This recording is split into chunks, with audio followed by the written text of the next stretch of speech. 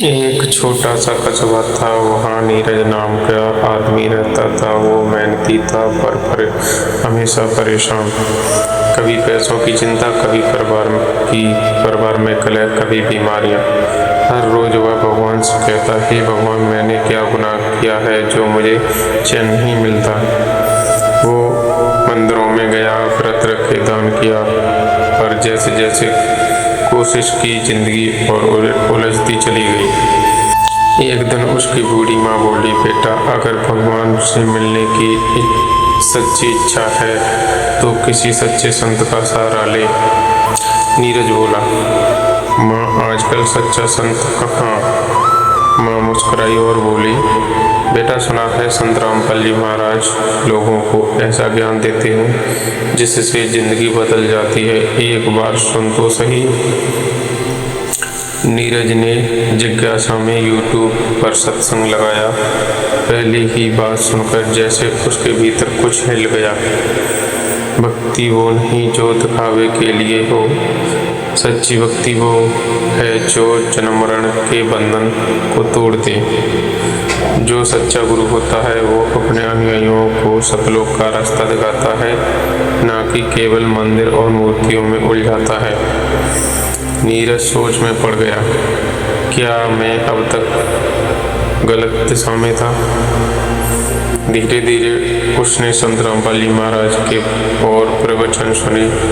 हर बार जैसे कोई परत हटती जा रही थी। जो बातें उसे पहले समझ नहीं आती थी अब मन को छूने लगी। उसने कहा, अब मुझे ज्ञान चाहिए, दिखावा नहीं।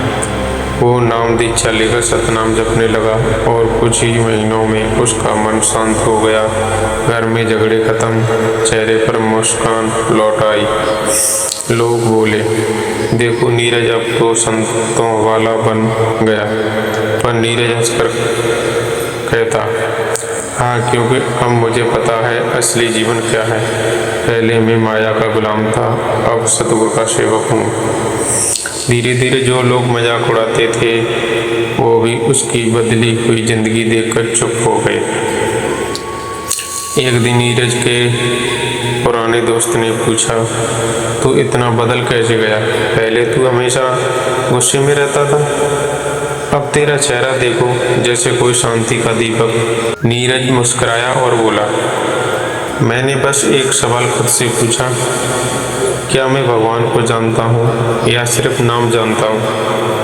और उस सवाल ने मेरी जिंदगी बदल दी।